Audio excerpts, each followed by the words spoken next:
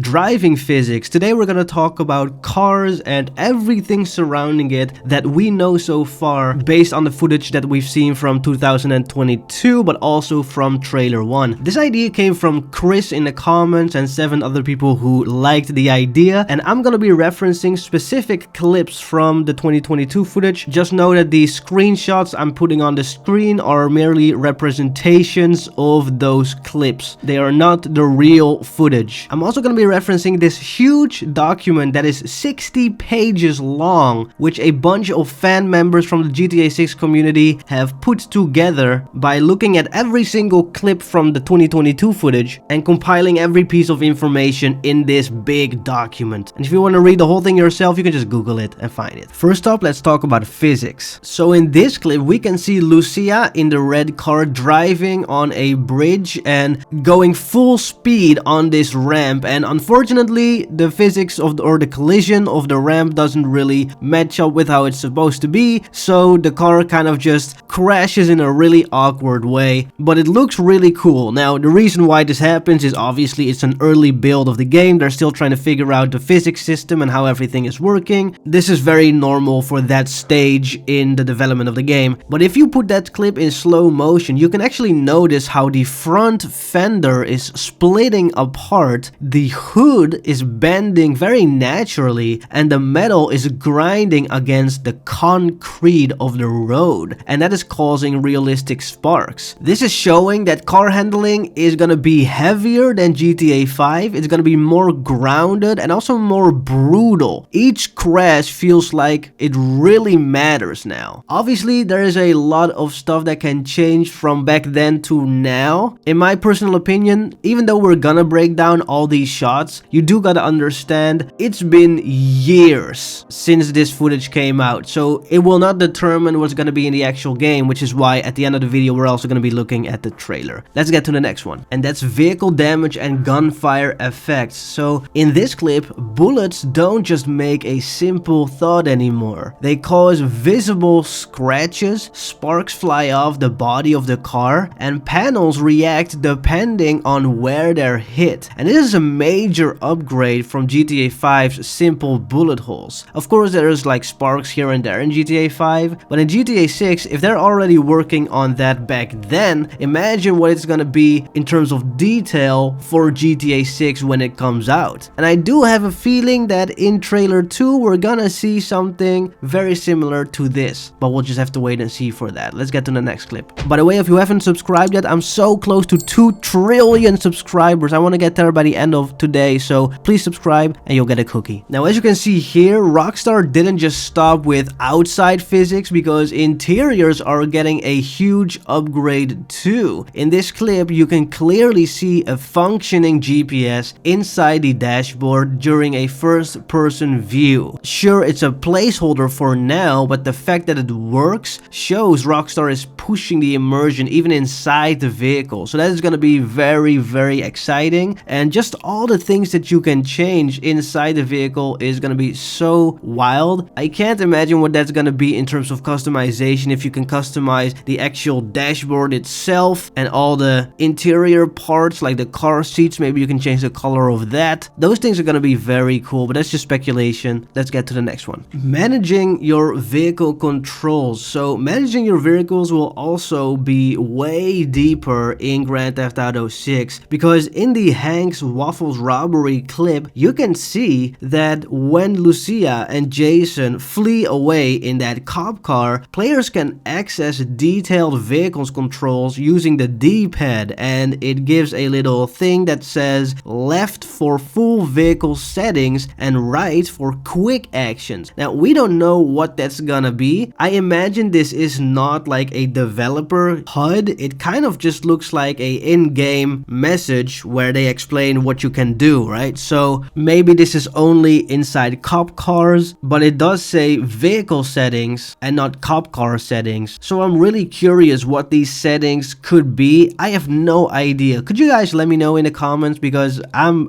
running blank on this one. What kind of settings or quick settings could you have on vehicles? It's probably not gonna be like turbo or anything, because a cop car doesn't have that, but maybe it's the police lights, but in GTA 5 and all the other, you just had the horn you can push for that. that, so that it's just one thing. So why need a whole menu? I don't know. Let me know, guys. So the next one is gonna be vehicle theft and hijacking. Now we can see immobilizer hacking with a PDA device, and you'll actually have to break into the electronics of high-end cars. So stealing cars in GTA 6 isn't just a smash and grab anymore. You really have to think about what kind of car is it that you want to hijack or steal, and how do you go about that. And what about old cars? Well, you also have a slim jim, and that's what you need if you want to manually jim open the door. And there's actually also a clip where in the code, so you can't really see it, but it shows in the code that it's possible to fail a theft, and that will add a huge risk when you're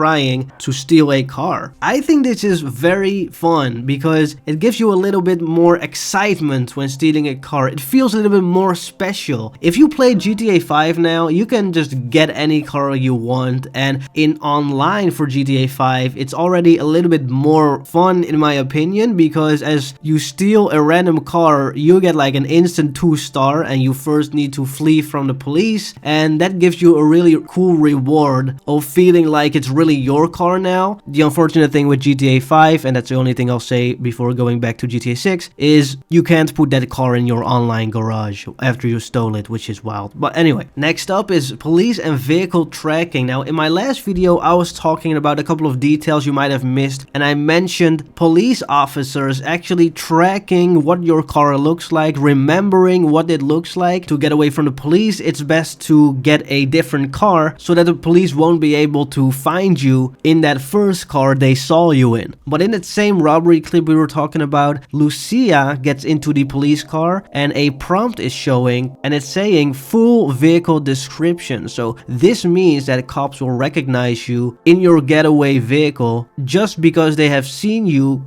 getting in there and driving off, even if it's a police car. So they will remember the number plate and everything because police cars look alike. So really fun system. And that's the thing, man. Vehicle stealing is going to be more difficult, and people are going to be seeing you in the vehicle. So a little bit of speculation here, but if you go and steal a car in public, you might be able to be catched because people are on their phone all the time filming you steal that car, and so the police will see that footage and they will still have that vehicle description even if it's not necessarily a police officer. I think that that's going to be one of the mechanics in the game, so it's going to be way more challenging to steal a vehicle and get away with it, but it's going to be so much fun. To me, this is more of like a Tom and Jerry type of thing, right? Where you where you have to like be really smart about how you're going about things, right? Now let's talk about how both cops and civilians drive in terms of NPC and AI driving behavior. Now in this clip right here, if you actually watch it, you can see that the traffic is not perfect at this stage of the game. So I'm not going to really talk about how the NPCs will drive. I think it's way too early for that to be a confirmation of this specific clip being the actual reality of the game. But that just leaves us for speculation. So let me know what you think is going to be happening with the NPCs driving the cars, how it's gonna look. Is it gonna be nice? Are they gonna get angry at you if you shoot at them or